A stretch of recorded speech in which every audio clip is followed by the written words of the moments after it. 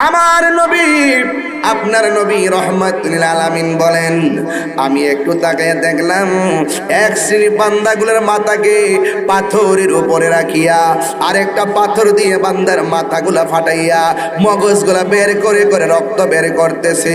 আমি জিজ্ঞাসা করলাম, জিবরাইল এরা কে রে? জিবরাইল আলাইহিস সালাম বলেন, ইয়া রাসূলুল্লাহ এদেরকে আপনি চিনেন না? এরা কারা জানেননি? এরা হলো দুনিয়াতে ওই সমস্ত সন্তান যে সন্তানগুলো মা বাবার মনে কষ্ট দিয়েছে।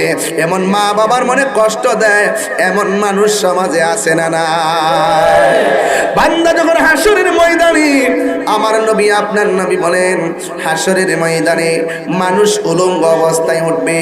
আয়েশা সিদ্দিকা ডাক দিয়ে কই, নবী গো, নবী গো, নবী গো, উলঙ্গ অবস্থায় যদি ওঠে একজন আরেকজনে দেখে পালাইব, এটা কেমন ধরনের লজ্জার মাঠ। আমার নবী বলে, আয়েশা রে, এই পৃথিবীর সব কবর থেকে উলঙ্গ অবস্থা উঠবে, হুফাতান উরাতান, তাদের গায়ের মধ্যে কোনো কাপড় থাকবে না, পায়ের মধ্যে কোনো ধরনের জুতা থাকবে না, খতনাবিহীন অবস্থায় হাসরের ময়দানে যাবে। আমার নবী আপনার নবী বলেন, হাসরের ময়দানে একজন নবী জান্নাতের কাপড় পরে উঠবে, সে হলো আমি নবী রহমাতুল লিল আলামিন। জোরে জোরে সুবহানাল্লাহ বলেন। আমার নবী বলে, উম্মত হাসরের ময়দানটা একেবারে পোড়া মাটির একটা মাঠ হবে, যেই মাঠের মধ্যে কোনো গাছ থাকবে না। ওই মাঠের মধ্যে উলঙ্গ অবস্থায় যাবে, নারী উলঙ্গ অবস্থায় যাবে, পুরুষ উলঙ্গ অবস্থায় যাবে। মাঠটা হবে পোড়া মাটির মাঠ, কিন্তু গায়ের মধ্যে কোনো জামা থাকবে না। এমন একটা মাঠ হবে, মাটির মাথার উপরে 1.5 হাত উপরে সূর্যটা থাকবে। দুনিয়ার সূর্যের তাপটা যেমন, এর চাইতে 70 গুণ বেশি তাপ পেয়ে দাঁড়ায় যাবে।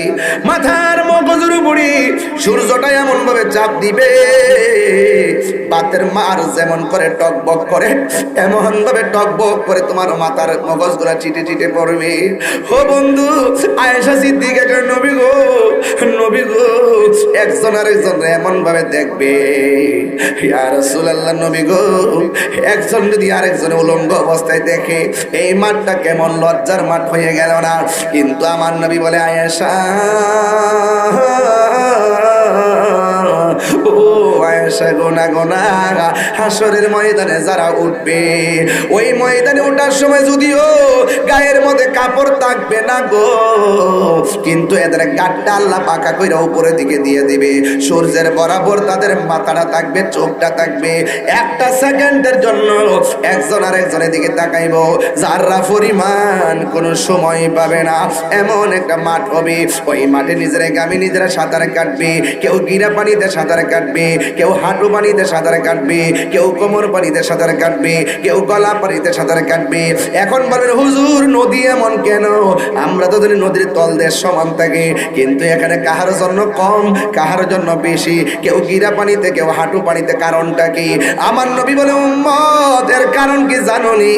যার গুনাহ যেমন পানিও তেমন, গুনাহ যেমন পানিও তেমন। মাশাআল্লাহ, মাঠটা নীরব হয়ে গেছে, মনে হয় যেন আমরা হাসরের ময়দানে উঠে গেছি রে। ওই ময়দানে নবী ছাড়া কেন উপায় নাই, এই কথাটা বইলা দিয়ে ওয়াজটা শেষ করে যাবো গাড়ি বাজি। আমার নবী আপনার নবী বলেন, হাসরের ময়দানে মাথার 1.5 বিঘা উপরে সূর্যটা থাকবে, বাতের মার যেমন করে সিটে সিটে ডাইনে বাইমে পড়ে, ঠিক এমন ভাবে মাথার মগজগুলো চিটটা চিটটা পড়বে। সবার মুখের মধ্যে একটা মাত্র স্লোগান, নাফসি নাফসি বলে তারা কাঁদবে। ও বন্ধুরে, বাবা রে বাবা, ওই কঠিন মুসিবতে আদম নবীকে তোমরা কাছে পাবা না, ইব্রাহিম নবীর কাছে পাবা না, ইউনূস নবীর কাছে পাবা না। যাইতে যাইতে ঈসা নবীর কাছে যাব, ঈসা নবীর গিয়ে বলবো, ঈসা গো, আপনি মেহেরবানি করে আমাদের জন্য একটু কথা বলেন না। ঈসা নবী বলবে, ও উম্মতি মুহাম্মাদি, আমি কোন কোনো কথা বলতে পারবো না। আজকে আমরা কথা বলার চান্স নাই। নবীরাও বলবে নাফসি নাফসি। এবার ঈসা নবী বলে, শোনো, তুমি যদি কিছু করতে চাও, ওই যে একটা সিংহাসন দেখা যায়, ওই সিংহাসনের কাছে যাও। ওই সিংহাসনের নাম হলো মাকামে মাহমুদ। এবার সব উম্মতে সিংহাসনে কুরআনের মধ্যে যাবে। যেই ময়দানে 1,24,000 পয়গম্বর নফসি নফসি বলে কান্দে, ওই ময়দানে যায়া দেখে আমার নবী, আপনার নবী সাজদার মধ্যে মাথা মুবারক রাইখা উম্মতি উম্মতি বলে কাঁদতেছে। চিৎকার মেরে কি আল্লাহু আকবার বলা যাবে না? এবার সব উম্মত যায় নবীরে ডাক দিবি। ডাক দিয়ে বলবে, ইয়া রাসূলুল্লাহ, গিরা পানির মধ্যে জ্বলতে জ্বলতে পা ঠসা পড়ে গেছে, হাঁটু পানিতে পড়তে পড়তে চামড়া উঠে গেছে। নবী গো, আর কতদিন আমরা এমনে থাকবো? আমার নবী, আপনার নবী আল্লাহরে ডাক দিয়ে কে, আল্লাহ, ও আল্লাহ গো, অন্তত পক্ষে তুমি হিসাবটা শুরু করো। জান্নাতি হলে জান্নাতে দাও, জাহান্নামী হলে জাহান্নামে দাও। 1,24,000 পয়গম্বর কেউ কথা বলতে পারে না। যার কথার দ্বারা হাসরের ময়দানে বিচারটা শুরু হবে, তিনি হলো রাহমাতুল লিল আলামিন। এই কথা বইলা আমার নবী সিজদার মধ্যে পড়ে গেছে। উম্মতে ডাক দেয়, কিন্তু নবী মাথা মোবারক তোলে না। কেন তোলে না জানেননি? আমার আল্লাহ কাহার হয়ে সেদিন থাকবেন, আল্লাহর সামনে কথা বলার সাহস কেউ পাবে না। আল্লাহ যখন দেখবেন উম্মতি মুহাম্মাদি নবীর কাছে যাওয়ার পরেও আমার নবী মাথা মোবারক তোলে না, ওই মুহূর্তে আমার আল্লাহ ডাক দিবে, ইয়া মুহাম্মদ ইরফা রাসাকা ওয়াসাল তুতা ওয়াশফাতু শাফা। বন্ধু গো বন্ধু, আমি আল্লাহ জানি কার নেকি কত, আমি আল্লাহ জানি কার বদি কত, আমি আল্লাহ জানি কে জান্নাতি, আমি আল্লাহ জানি কে জাহান্নামী, আমি আল্লাহ জানি দুনিয়াতে কারা নেক কাজ করছে, আমি আল্লাহ জানি দুনিয়াতে কারা পথ কাট করছে। আমিও দুনিয়াতে কিরামান কাতিবেল লাগাইছি, হাসরের ময়দানে মিজানের পাল্লা টানাইছি। আমি আল্লাহ সব জানার পরেও আমি আল্লাহ একটা বাহানা সাজাইছি গো বন্ধু। আমি আজকে জানি কে জান্নাতি হবে, কে জাহান্নামী হবে। ইয়া রাসূলুল্লাহ, নবী গো, আজকের এই ময়দানে আমি আল্লাহ টানাইছি মিজান, প্রমাণ করব আপনি নবীর সম্মান। এই আওয়াজে মানি না, 3 বার কোন ইয়া রাসূলুল্লাহ।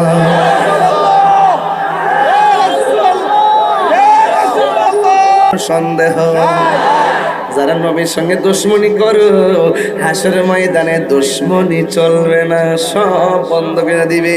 তোরা আমার বন্ধুর ব্যাপারে এমন ধরনের নাফরমানি করছস, দেখ দেখ দেখ আমার বন্ধু কি।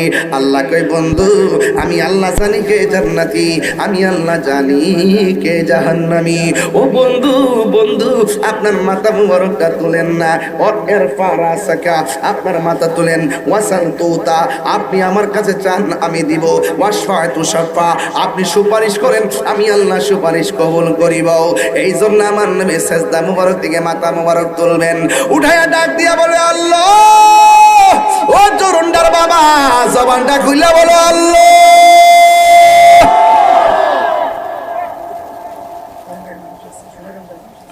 ও কমগায়ের বাবারা, মোহনপুরের বাবারা, কি বলবো রে আমার। আল্লাহ আকবার কন্যা। আরে নাই কোনো বন্ধুগণ, নাই দরদি, নাই কঠিন দিনে আমার নবীজি বিনে।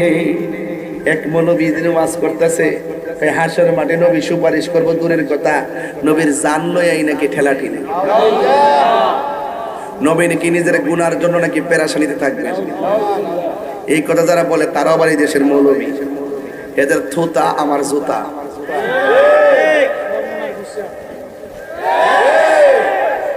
নবী সুপারিশ করার ক্ষমতা আছে না নাই? দিছে কে? আল্লাহ। দলিল লাগবো নি? লাগবে, লাগবো, দিয়া যাই ওই তারার লাগে। ডাব্লিউ, তাদের মার্কাটা কি? ডাব্লিউ, ডাব্লিউ দেরকে দিয়ে যাই। রাসূল বলতেছেন, শাফাআতি লি আহলিল কাবাইর মিন উম্মতি, আমার উম্মতের মধ্যে ঈমানদার কিন্তু কবিরা গুনাহ কইরা ফেলাইছে, হাসর মাঠে আসামি হয়ে যাবে। ঈমানের খাতিরে আমি নবী কবিরা গুনাহগার হলেও আমি নবী তারে সুপারিশ করে জান্নাতে নিয়ে যাব। ঈমানটার দাম আছে না নাই? আর জোরে আছে না নাই? ঈমান লাগবো। রাসূলুল্লাহ কইবা, আল্লাহ এরা কিছু উম্মত আছে নামাজ পড়ছে, পড়ার মতো পড়ে নাই, কিন্তু ইমানটা বড় তাজা। যেমন তুমি দাঁড়াও,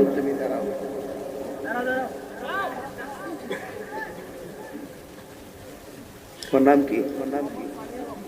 সানি আলম। কিতা হইতো না মানুষ কষ্ট না।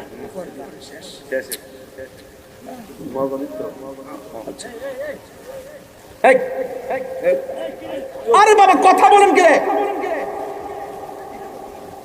নাম কি? এলাকা কঙ্গাই। ও কঙ্গাইতে তোমার দিকে 10,000 টাকা দেয়, নবীর গালি দিবা? হ্যাঁ কইছে জীবনও না। আমি কে কথা কইছি? কইছি 10,000 টাকা দিব, তুমি গালি দিবা কিনা?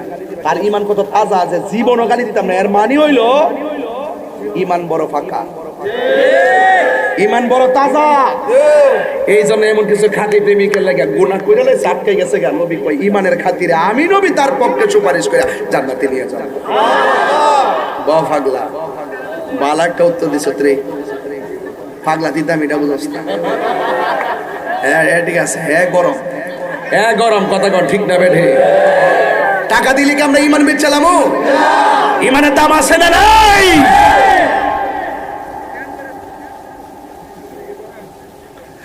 প্রাণ দয়ালেরি গৃহস্থরা দলে দলে হাঁস মুরগি কতই পালে, সন্ধ্যা হলে ডাক দিয়া লয় ঘরে, যার যত পালিত ছিল সকল রে তো ঘরে নিল, আমি একা রইলাম অন্ধকারে। প্রাণ দয়াল রে সন্ধ্যা হইল ডাকি দিলে না মুরে। ঘরের মালিকে হাঁস যদি পুষ্নি থেকে বাড়িতে না ফিরে সন্ধ্যাবেলা হাঁসের তালাশে যায়, আমার নবী হাঁসের মাঠে উম্মতে তালাশ করবে। সুবহানাল্লাহ কোন গেলে নাই কোনো বন্ধুগণ, নাই দরদি নাই কঠিন দিনে আমার নবী জীবিনে, ঠিক কিনা? এই জন্য আমার নবী বলে হাসরের ময়দানে কিছু কিছু উম্মত গায়ের মধ্যে জাহান্নামের শিকল লইয়া দাঁড়ায়া থাকবো। আমার নবী ডাক দেখ, আমার নবী ডাক দিয়ে কে আল্লাহ, এরা কারা গো গায়ের মধ্যে জাহান্নামের শিকল লাগানো? আল্লাহ বলবে বন্ধু এরা কারা জানেননি? এরা হলো দুনিয়ার ওই সমস্ত বান্দা যারা দুনিয়াতে মা বাবারে কষ্ট দিয়েছে। এর দ্বারা প্রমাণ হয়ে গেছে মা বাবারে কষ্ট দিলে দুনিয়া তো জ্বলবা, আখিরাতেও জ্বলা আছে না না। শুধুমাত্র ওয়াজ শুনলে চলবে না, আমি ঘটনা বলি কিন্তু একটা চেতনা রাখি। আজকে থেকে ওয়াদা করতে হবে আমরা মা বাবার মনে কোনোদিন কষ্ট দিব? আর জোরে কোন কষ্ট দিব? কেন কষ্ট দিব না? আমার নবী আপনার নবী বলেন রিদার রব্বি ফি রিদাল ওয়ালিদাইনে ওয়া সাখাতুর রব্বি ফি সাখাতিল ওয়ালিদাইন। পিতা মাতার সন্তুষ্টি দেই আল্লাহর অসন্তুষ্টি, পিতা মাতার সন্তুষ্টি দেই আমার আল্লাহর সন্তুষ্টি। এই জন্য বুড়া বাপটা জীবনটা কাটায় ফেলছে, ফুট ফুট করতে করতে কোমরের হাড় ক্ষয় করে ফেলাইছে। আর মা দুঃখিনী সন্তান সন্তান করতে করতে চোখের পানি নদী নালা হইয়া বাইরে। আজকে যাদের আব্বা আম্মা কবরে, বাড়িতে কারে মা কইয়া ডাক দিব? ও যুবকের দল, আমি তাহিরের ওয়াজ যদি 1 ঘন্টার জন্য কেন 1 মিনিটের জন্য ভালো লেগে থাকে, আমি পায়ে ধরে বইলা দিয়া যাই জীবনে কোনোদিন মা বাবার মনে কষ্ট দিও না, জীবনে কোনোদিন বাবার মনে কষ্ট দিও না।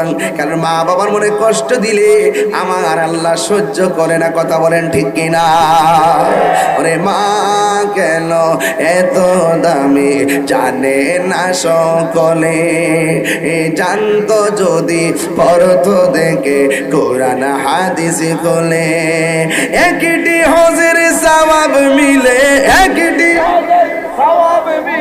মাকে একবার দেখিলে, মা কেন এত দামি জানে না সকলে, বলো মা কেন এত দামি জানে না সকলে। ওই মা বাবার খেদমত চাই কি চাই না? আরো বড় করে চাই কি চাই না? আমার দেশের অনেক ছেলেরা মা বাপরে কষ্ট দিয়া গাঞ্জা খায়, আছে না নাই? মা বাপরে কষ্ট দিয়া বাবা আবার ট্যাবলেট খায়, কথা বলেন ঠিক কিনা? পড়ালেখার খরচ দিয়া বাবা ট্যাবলেট খায়, আছে না নাই? খবরদার যুবক, আজকে পরিষ্কার বার্তা দিয়ে গেলাম, মা বাবার মনে যদি কেউ কষ্ট দেয় তাইর সামনে ওয়াজ শুনে কোনো লাভ নাই। শুধু আমার এই ওয়াজ মাঠে না, মা বাবার মনে কষ্ট দিয়ে কেউ যদি মক্কা মদিনাও যায় কোনো ফায়দা হবে না। এই জন্য আওয়াজ করে বলেন, মা বাবার খেদমত আমরা চাই কি চাই না? যদি মা বাবা যাদের কবরে আছে, মা বাবা যাদের কি হলো, মা বাপের কথা বলছি জায়গা, এই বিলাল কথা বলছে রে, মা বাপের খেদমত কথা কইছে জায়গা।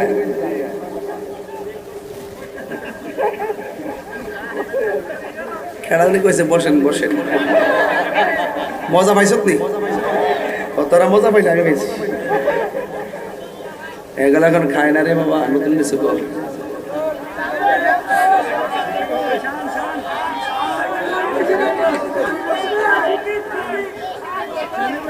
শান চলে এলাকা, একজন দিয়ে কইলো শান চলে না বলে।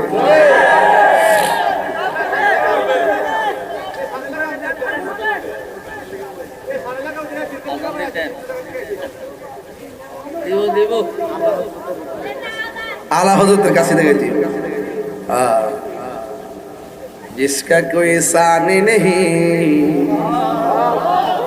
वो नबी हमारा है, ठीक ना?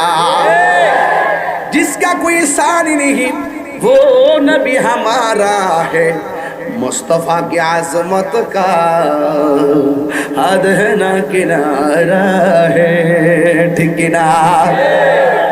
বাংলা শুনতেন না?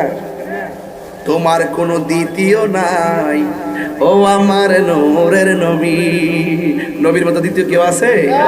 তোমার কোনো সীমানা নাই ও আমার প্রাণের নবী। নাতে মুস্তফা শুনলে, নাতে মুস্তফা পড়লে, नाते मुस्तफा सुन ले, नाते मुस्तफा पढ़ ले, हमसे अपने जीवन का वक्त हो गुजारा है, ठीक ना? মারহাবা কোন? খুশি না বেজার? এবার আসেন একটু জিকির হবেন ইনশাআল্লাহ। রাজি আছেন নি? আজান হয়তো নি, যদি হয় তাহলে উঠবাইনি, ঠিক আছে? ওয়াদা, মুরব্বী হলে ছেড়ে দিবেন, পোলা পানালে জাতা মাইরা ধরবেন।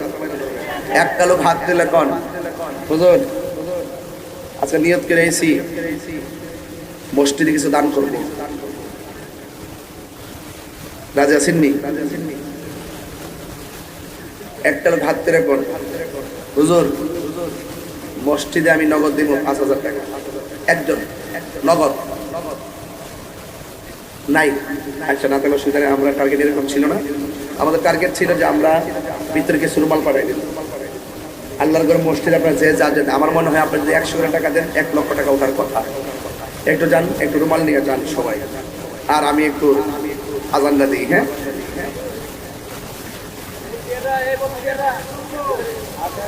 কেউ মুরব্বীরা বাজান দেন না দেন বন, সবাই দোয়াটা করে যান।